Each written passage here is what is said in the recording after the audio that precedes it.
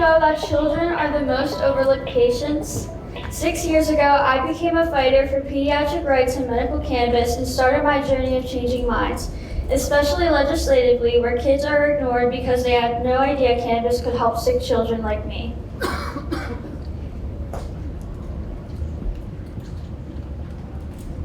This is me before my family had ever thought about cannabis.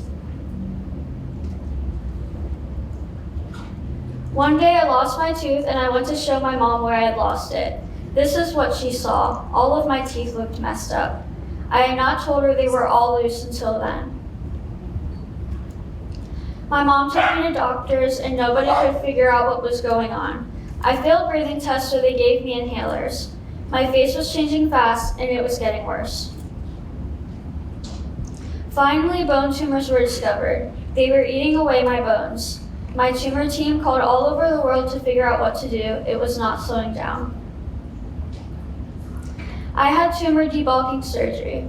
This surgery was to remove as much tumor as possible and surrounding bone. My tumors had eaten away my palate, maxilla, sinus, left cheek, and the bottoms of my eye orbits. My face was like a potato sack after surgery. My teeth were stitched into my gums, but they flopped around and I was warned they would not live. These are the standard pharmaceutical therapies used to treat aggressive giant cell granuloma. Denosumab is used for bone cancers. Interferon is an immunotherapy drug used for cancer also. All have serious side effects, 18 to 21 each. The interferon can even cause autoimmune diseases and lupus. After a lot of discussion, I was given a watch and wait period. I would go on something as soon as the tumor left behind grew. My mom had other plans though. My mom felt that cannabis could help me heal and help me with this tumor. We were not comfortable with the treatment options available. After my post-surgical scan, I started cannabis so that we would know if it was working. We saw results in my pain and swelling right away. We also saw tumor shrinkage on my follow-up scan only a few months after starting cannabis. Today, my tumor is considered stable. I get regular bone and brain scans to check for any reoccurrence. I'll continue to get these scans until I'm an adult. It's very hard knowing what made me better and seeing other kids who could be helped by it but cannot access it. I realized very quickly that this was a human rights issue and that it was not fair at all. So I created a 501c3 to help give kids a better quality of life by educating, advocating for safe access, and supporting research of less toxic therapies.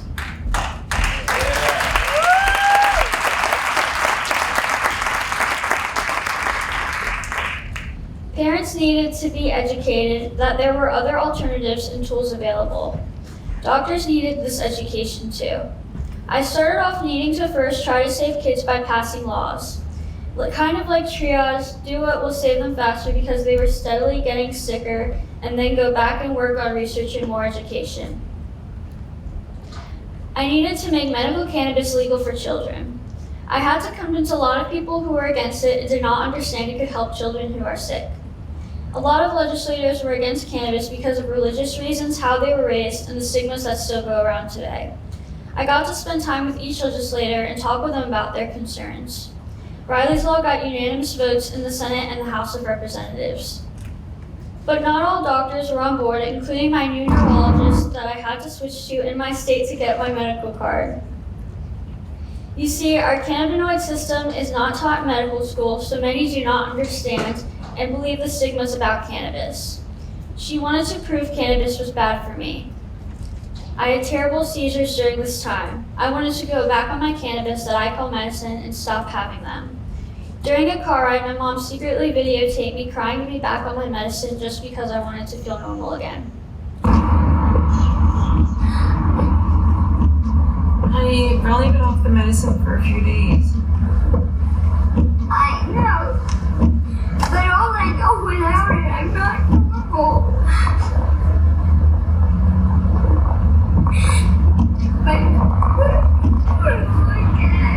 What's up? I just want to be normal again. This video was 2 days before my EEG. I was bedridden for 3 days, exhausted from seizures, and had begun to hallucinate. After showing our doctors these videos along with actual seizure videos, our neurologist then claimed I was addicted to cannabis. This group of doctors were also sending research articles to our home saying inhaled cannabis abuse makes you dumb and other inaccurate articles. My mom fired her for the inhumane treatment she had put me through. Now we have a great neurologist who believes in medical cannabis.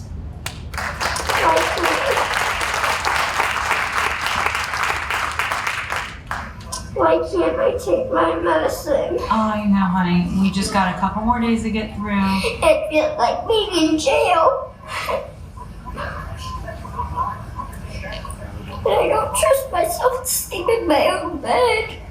I know. That's why you're sleeping with mommy. So next, I needed to make it so that we could have our medicine and go to school too. I was able to walk off of school property and it was still hard to do every day.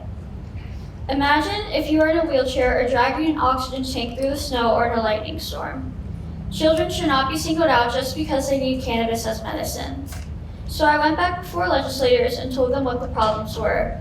With more convincing, this bill passed through both chambers also.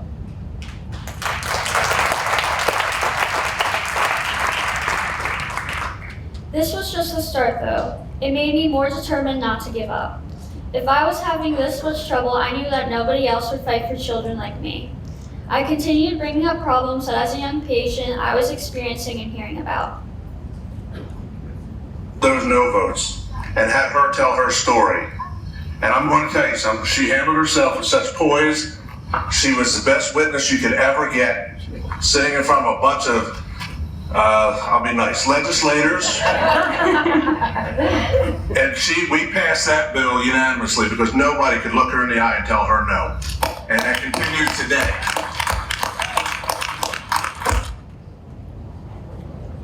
More kids still needed help. My foundation wrote a 263-page petition to add autism to our state's program. Autism was a big deal, but we had always wanted to give pediatricians the power to qualify conditions supported by clinical research that would benefit from cannabis. This type of law would also force medical doctors to study cannabis and its benefits for their patients, which was an ulterior motive of mine with this one too. This is just a short clip of me discussing this idea with Senator Lopez. This discussion turned into a law that is now called compassionate care. These children suffer from conditions such as orphan bone disease to retinal deterioration. They are children I had in mind when lobbying for this law. This law adds that your doctor can determine if what is wrong with you is a qualifying condition. Oh, I'm glad this is here for me. This is perfect. Good. All right, I appreciate this. Yeah. This is really helpful.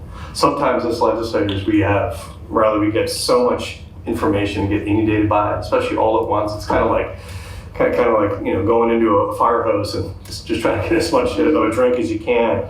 So it's just always nice when people can lay it out for us, and this is really helpful, and I appreciate it a lot. So, but I can't even begin to tell how amazingly proud I am of you. We all are in this building. So, Child is the most unanimous supportive of any piece of legislation that's, again, in these very divisive times, she was able to bring everyone together, and that's what I love about Rylie's law. And Rylie. My first goal has always been to make legal access better for all children and to educate. My second, to help drive research for rare pediatric diseases. My third, to make quality medicine more affordable with purpose. My second goal is one we have been working on for quite a while, and I will get to that. The third, we were finally able to begin this past spring on our family farm with a cultivation and processing license. Patients should never need to decide between their health and going completely broke. This is my 75-year-old pop-up who was against medical cannabis before I used it. He now helps watch over our cultivation. These are his baby plants, and if any of you have heard me speak of a sheriff uncle who is still set against all of this, he will soon have 25 acres of my plants growing around his property.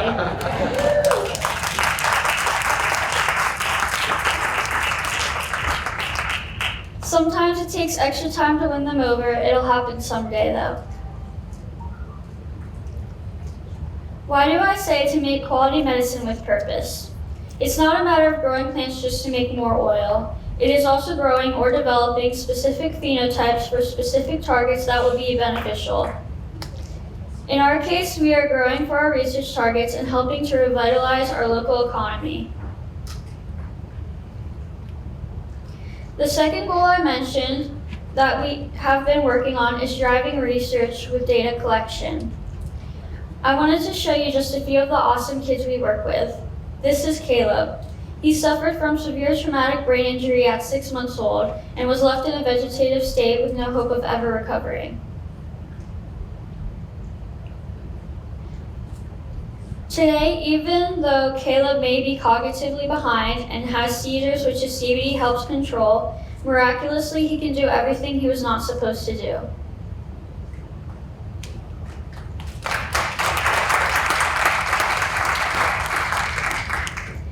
This is a video that Caleb sent me.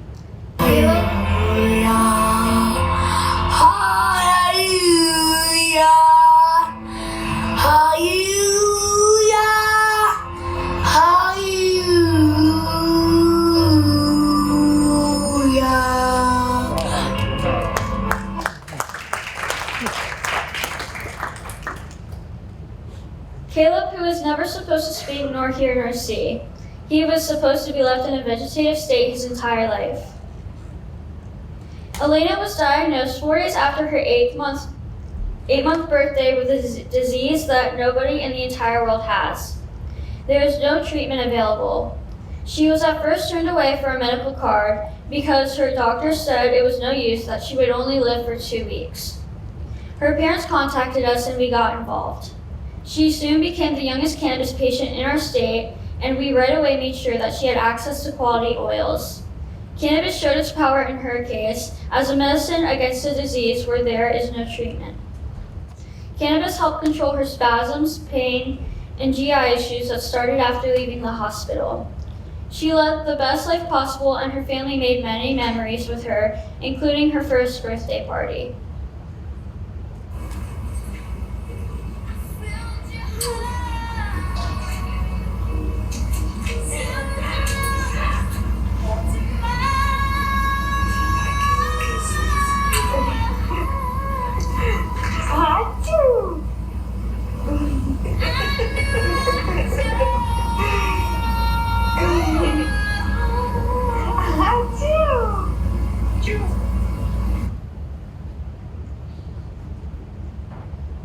Hospice workers and family credit cannabis for slowing progression and giving Elena Rose comfort.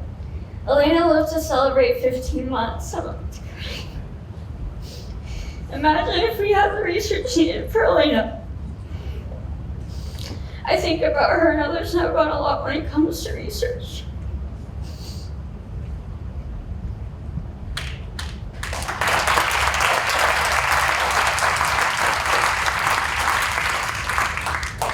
Sorry.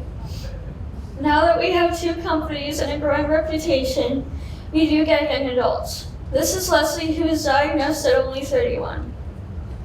She has been on non-stop chemotherapy, resulting in such severe bone degeneration and kidney failure. She has had hip replacement surgery and continuous stent replacement on her kidneys. I wanted to show Leslie because we can make a huge impact on so many patients' lives. High CBD cannabis helps to manage her daily spasms, inflammation, and bone regeneration. It's made a huge difference as far as my recovery. They have seen bone regrowth in my hips, pain relief, just different things. But none of that would not be possible without this little girl that is in this room, and her name is Rylie. And not only her, but also her mom, Jamie, their support and that they have given me as far as, and guidance as far as medical marijuana in general and my health has been overwhelming, and it's unforgettable, and I can't thank them enough. But Rylie, you want to come? Connor's the first kid I was able to meet in person who was diagnosed with the same tumor that I had. so he is especially rare to me. His parents had 8 specialists tell them that without chemotherapy, it would continue to grow out of control. They reached out to us in our tumor team. After debulking surgery, he started the regimen I was on, and they began to also see bone regeneration and tumor shrinkage. This is Connor today. I wanted to show you how well he is doing.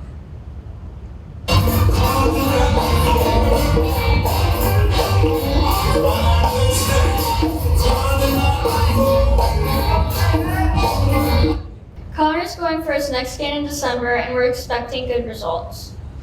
One of the things we hear a lot is that cannabis can make a child have a lower IQ or make them lazy. We keep track of how kids are doing educationally so that we can dispute this when lobbying for pediatric medical access. Listen to Connor's message about this. I'm a straight-A student, and I've been invited to be in the Gifted and Talented program for 2 years straight. I'm also a competitive dancer. I play guitar and piano, so I know everything there is to being an instrumental player. Other than my tumor, I'm a perfectly healthy boy, 12-year-old boy. And also, guess what? I love spending time with my friends, I love dancing, and I wouldn't have been able to do any of that had I done chemo.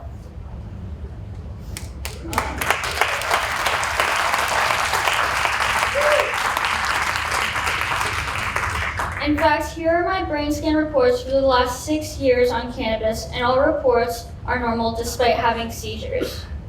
I'm in honor society, and I'm still on the honor roll year after year for 6 years. I'm due for my next bone tumor brain scan in February. Thank you.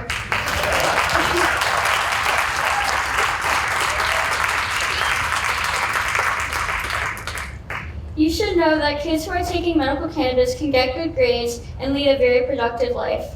In fact, they are able to reach their full potential with quality of life on medical cannabis. Medical cannabis matters to me because it saved my life. I started out on this journey because I could not stand the thought of knowing what made me better and able to live my best life is something other children cannot access. I've seen children in pain needlessly every day, in front of me some dying and their quality of life suffering. I cannot stop until it is made legal and accessible globally for sick kids like me. I'm in a better place today. I'm here because of my mother giving me cannabis when it was unheard of, and because of legislators listening to me beg for my life and the lives of other children. I pray that I can continue to be a strong voice for medically compromised children, and that with the help of strong advocates that we can remove the stigma of cannabis once and for all, and get it legalized globally. For me, medical cannabis is a human rights issue. I want to thank CannaTech for allowing me to have this platform to speak for pediatric patients. Thank you.